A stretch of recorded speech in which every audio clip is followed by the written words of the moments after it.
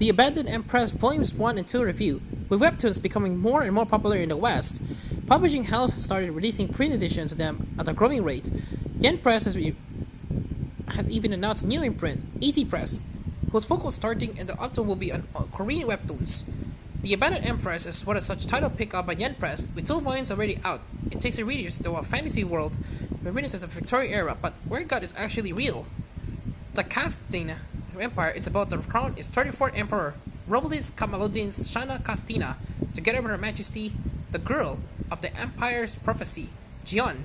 But Aristia Lamonique was raised to believe that she was a child of the prophecy. The sunny appearance of Jion from another world throws Aristia's life plans and her love for the then crown prince, now emperor, out the window. She's now merely a concubine with nothing left for her dream future, so stricken by grief, she accidentally harms the emperor as she is sentenced to death for it.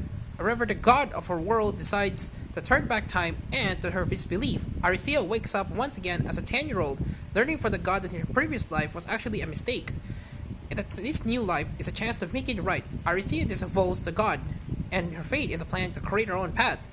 It's too soon for Aristia to know what her life has already changed. Thanks to her first steps she took when she awoke as a little girl, not only her own life, but also the lives of the people closest to her will change for good or bad. We do not know, but I can't wait to find out. Lately, webcomics have become my obsession, and when I heard of the release of this series, I couldn't buy it fast enough. It has some of my favorite characteristics from a comic, a chance to change for the better. Hopefully, in a weak hero who must find herself to show her strength and change her future.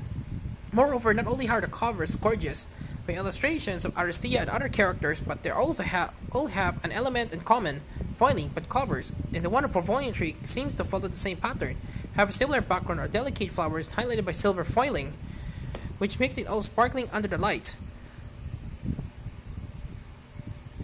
And if that it isn't enough, the author and the publisher treat us to a nice surprise as soon as we open volumes.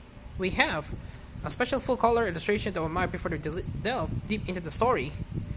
While the covers and illustrations definitely 10 out of 10, I'm not as satisfied with the story as we would have expected. It started with Aristias as a grown-up who gets screwed over by a god, and so her life is miserable. The man she was told she will marry had to be given up, while the real girl from the prophecy comes to claim him, giving the Santa series a slightly isekai vibe.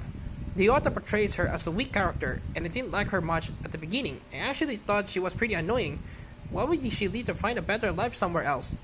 Why would she accept the abuse? I still cannot wrap my mind around it. I started liking her when she gets another chance to life. She comes to realize her mistake in hoping for love could never happen, and soon she is ready to take her destiny into her own hands, and I'm all here for that.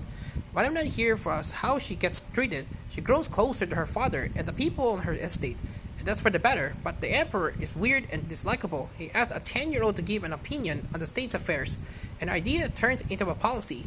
Thankfully, Aristia can count on what she knows of the future, but it seems like the emperor will keep testing her for quite a few volumes. Moreover, the crown prince hates her, and he's envious of her success, but the two of them can break their betrothal yet. There is a lot of politics going on, giving hints of more mysteries to come but not revealing much solid information. Some scenes in Volume 2 are also pretty confusing, as the story moves from the present to the past, and back again. It's unclear at what point in the past the story returns back to the present, leaving its readers a little bit baffled. It's not a bad series by any means, and I have very intention to continue it. I want to see Aristia grow and become stronger, so that she can finally have a say in her life, and do what's best for her. Prophecy, be damned. I want to see her new life develop as she wishes and turn her into a strong, independent woman. The Abandoned Empress was written by Yoda, translated into English by David Odell, and published in Empress. Volume 3 scheduled to be released in September. 7 out of 10.